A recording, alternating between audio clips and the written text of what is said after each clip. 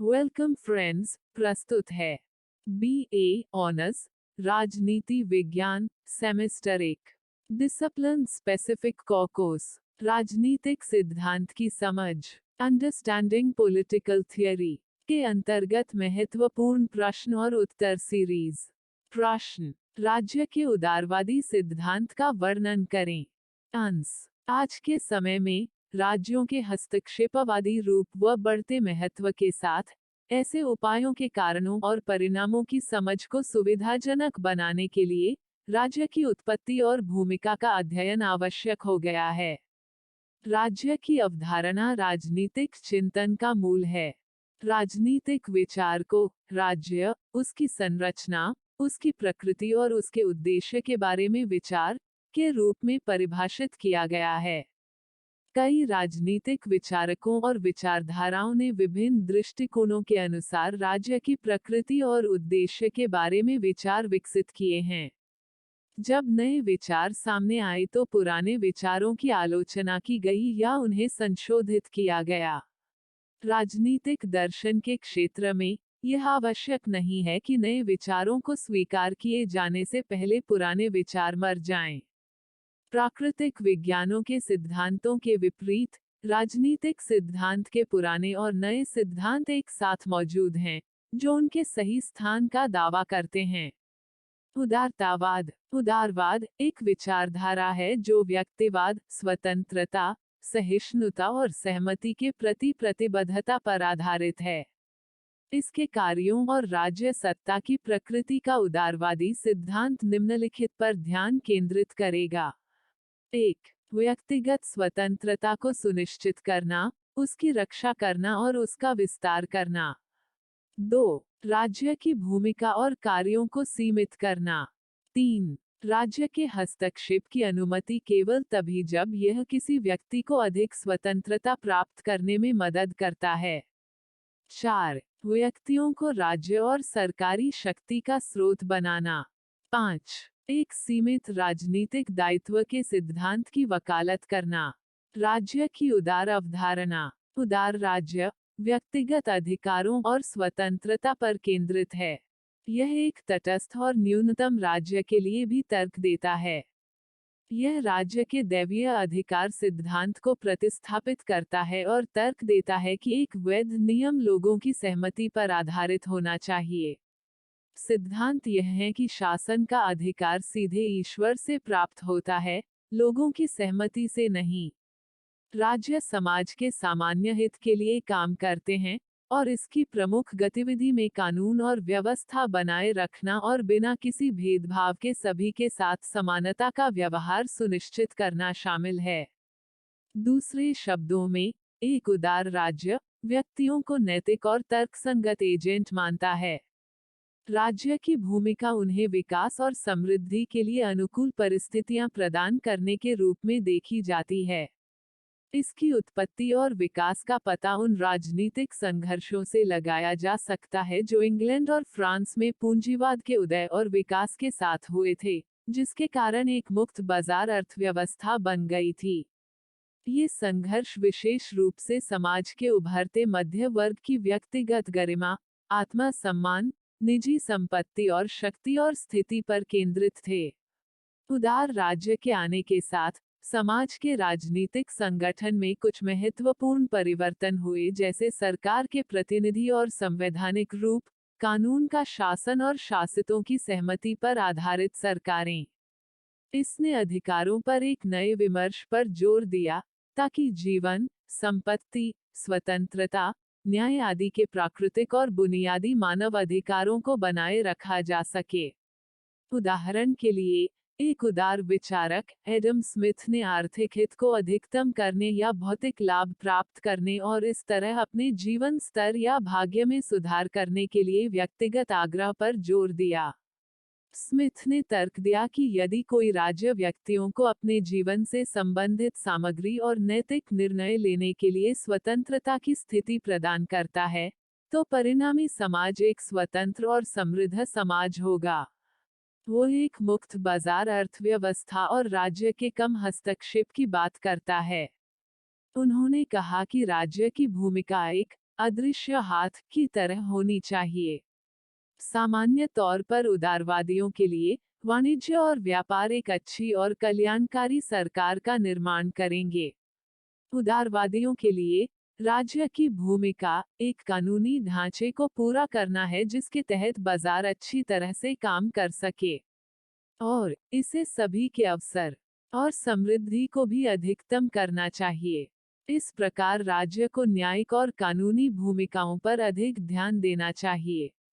उदारवादी यह भी तर्क देते हैं कि नागरिकों को एक सरकार को उखाड़ फेंकने का अधिकार है यदि वह वांछित भूमिकाओं और कार्यों को पूरा नहीं करती है, जैसे मानव सुख और कल्याण के लिए स्थितियां बनाना।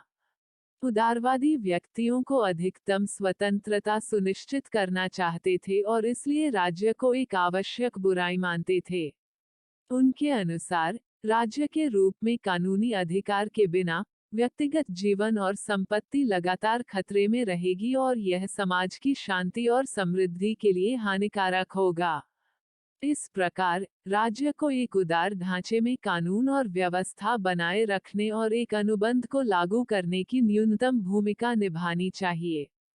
हालांकि इस व्यापक फोकस के भीतर व्यक्तिगत स्वतंत्रता की बदलती धारणा के साथ उदार परंपरा ने राज्य और उसकी भूमिका की बदलती धारणाओं के माध्यम से यात्रा की है। उदारवादी परंपरा के 3 भिन्न चरणों या धाराओं की पहचान की जा सकती है।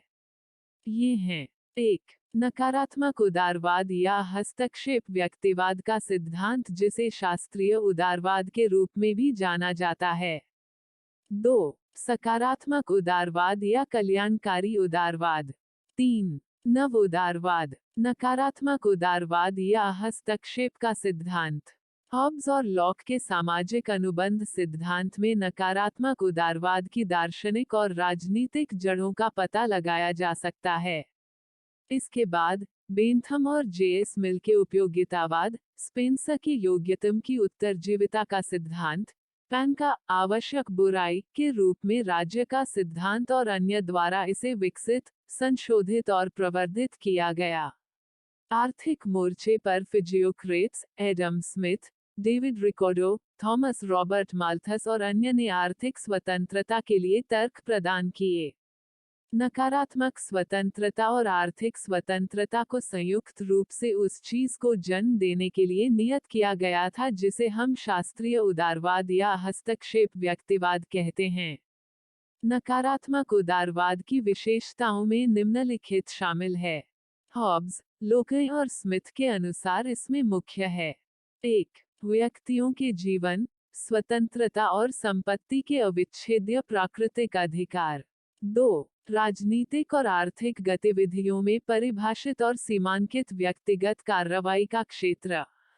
3. व्यक्तिगत स्वतंत्रता राज्य या बाहरी विनियमन नकारात्मक स्वतंत्रता से हस्तक्षेप की अनुपस्थिति के रूप में। 4. एक परमाणु या स्वामित्व वाले व्यक्ति की अवधारणा में व्यक्ति अपनी क्षमता के मालिक के रूप में आत्मनिर्भर और किसी को या समाज को कुछ भी नहीं देना शामिल हैं। 5. एक न्यूनतम और सीमित भूमिका के साथ सबसे बड़ी संख्या की खुशी के लिए आवश्यक बुराई, उपयोगिता प्रदाता के रूप में राज्य करें। 6. हस्तक्षेप या आर्थिक उदारवाद, सामान्य समृद्धि की सर्वोत्तम गांठी के रूप में व्यक्तियों द्वारा स्व-विनियमित आर्थिक गतिविधि। 7. पूंजीवादी बाजार अर्थव्यवस्था और उदार लोकतांत्रिक राजनीतिक व्यवस्था। सकारात्मक उदारवाद, 19वीं सदी ने मुक्त अर्थव्यवस्था और सीमित राज्य की अंतर्निहित कमियों को अफसोस के साथ स्वीकार किया। जमींदार या कुलीन वर्ग और उभरते हुए पूंजीपति वर्ग के बीच हितों का टकराव उल्लेखनीय है। अब असमानता की बढ़ती हुई समस्या और काम करने की स्थिति के मामले में आर्थिक कठिनाई, खराब स्वच्छता, स्वास्थ्य और आवास और अन्य संबंधित समस्याएं श्रमिक वर्ग की आंखों में चुभ रही थी, जबकि नकारात्मक उदारवाद ने स्वतंत्रता के मुद्दे से निपटा, समानता के मुद्दे से निपटने के लिए न तो सोचा और न ही इसकी आवश्यकता थी। इसमें मान्यता है कि बाद वाले को अपना हक तब मिलना था जब स्वरुचि वाले व्यक्ति को अपने स्वयं के पंथ के एक वर्ग का सामना करना पड़ा हो, जिसमें न तो समान मनोविज्ञान हो और न ही इसका उपयोग करने की क्षमता हो। सर्वहारा मजदूर वर्ग की दशा और दुर्दशा किसी भी तरह से उनके स्वार्थ की अभिव्यक्ति नहीं थी। उनके पास न तो आर्थिक स्वतंत्रता थी और न ही राजनीतिक स्वतंत्रता। इस प्रकार सकारात्मक उदारवाद आया, पश्चातापपूर्ण, समानता, नैतिकता और व्यक्ति के आत्मविकास का समर्थन करने वाला और उस दयनीयता की भरपाई करने के लिए तैयार जो इसके पहले अवतार, नकारात्मक व्यक्तिवाद ने पैदा की है। सकारात्मक उदारवाद की विशेषताओं में निम्नलिखित शामिल हैं। 1. व्यक्तिगत स्वतंत्रता न केवल हस्तक्षेप और बाहरी विनियमन की अनुपस्थिति बल्कि आत्म विकास और नैतिक विकास की स्थिति के साथ सकारात्मक स्वतंत्रता। 2. स्वतंत्रता और समानता और आर्थिक स्वतंत्रता के बीच संबंध संतुलित होना। 3. राज्य एक आवश्यक बुराई नहीं बल्कि सामान्य या सार्वजनिक अच्छाई और कल्याण की एक एजेंसी है। 4. हस्तक्षेपवादी सरकार और सामाजिक और आर्थिक विनियमन। 5. नैतिक स्वतंत्रता, वितरणात्मक न्याय, जनता की भलाई और क्षमताओं के विस्तार पर अधिक जोर। नवोदारवाद, आर्थिक क्षेत्र में एक कल्याणकारी ध्वजवाहक और हस्तक्षेपवादी तंत्र के रूप में राज्य की बढ़ती मोटाई की प्रतिक्रिया के रूप में आलोचना की एक नई धारा उभरी। इसका नेतृत्व नव उदारवादी या उदारवादी कर रहे हैं, उनमें से मुख्य रूप से फ्रेडरिक ए हाइक, मिल्टन फ्रीडमैन, इसा और रॉबर्ट नोजिक हैं। राज्य के बढ़ते हस्तक्षेप का उनका मुख्य विरोध स्वतंत्रता के लिए उनकी चिंता से उभरता है। ये सभी स्वतंत्रता के नकारात्मक दृष्टिकोण का समर्थन करते हैं और व्यक्ति की आर्थिक स्वतंत्रता में हस्तक्षेप न करने का तर्क देते हैं। संक्षेप में, वे बहस को वापस एक स्वामित्व वाले व्यक्ति और हस्तक्षेप की स्थिति में ले जाते हैं। नवोदारवाद की विशेषताओं में निम्नलिखित शामिल हैं। 1. मिनिमलिस्ट और नाइट वॉचमैन स्टेट। 2. आर्थिक स्वतंत्रता को प्राथमिकता। आर्थिक स्वतंत्रता में राजनीतिक स्वतंत्रता शामिल है। Friedman, Nozick. 3. जबरदस्ती की अनुपस्थिति के रूप में स्वतंत्रता। 4. स्वतंत्रता और समानता या न्याय के बीच कोई संबंध नहीं। 5. कोई कल्याणकारी राज्य नहीं। भारत का उदारवाद। भारत का उदारवाद चरणों के माध्यम से विकसित हुआ है जिसने पहले सांसारिक जीवन और भौतिकवाद पर जोर दिया, फिर सामाजिक सुधार और राजनीतिक स्वतंत्रता, और अब आर्थिक और सामाजिक स्वतंत्रता पर। भौतिकवाद का प्राचीन उदारवाद। भारत जितनी पुरानी संस्कृति में स्पष्ट रूप से विचार का एक धागा होगा जिसे आज उदारवाद या स्वतंत्रतावाद के रूप में लेबल किया गया है। उदारवाद इस धरती पर जीवन जीने का दर्शन है। यह सीधे तौर पर खुद से संबंधित नहीं है या व्यक्तियों को जीवन के बाद के जीवन के बारे में अपनी मान्यताओं को चुनने के लिए स्वतंत्र छोड़ देता है। अधिकांश भारतीय दर्शन का मुख्य ध्यान पृथ्वी पर पहले और बाद के जीवन और उनके अंतर्संबंधों पर रहा है। पिछले जन्मों में क्या किया गया था, इस पर विचार करके वर्तमान जीवन में स्थिति की व्याख्या करना और भविष्य के जीवन की भविष्यवाणी करना भी इसमें शामिल है।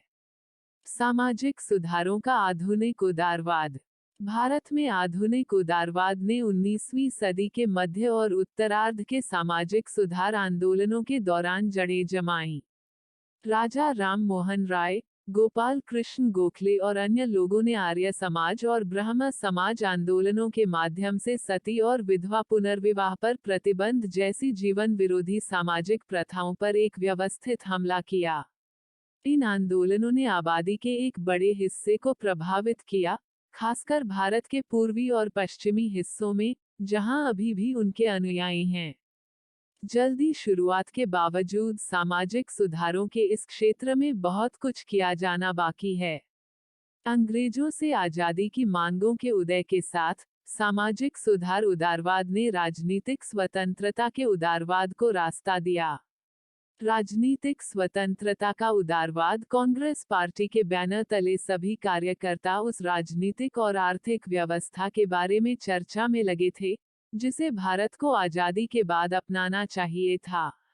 समाजवादी संप्रदाय ने एक अलग कांग्रेस सोशलिस्ट पार्टी का गठन किया और उदार समूह ने उदार समूह का गठन किया, लेकिन वे सभी कांग्रेस पार्टी की छत्रछाया में काम करते थे।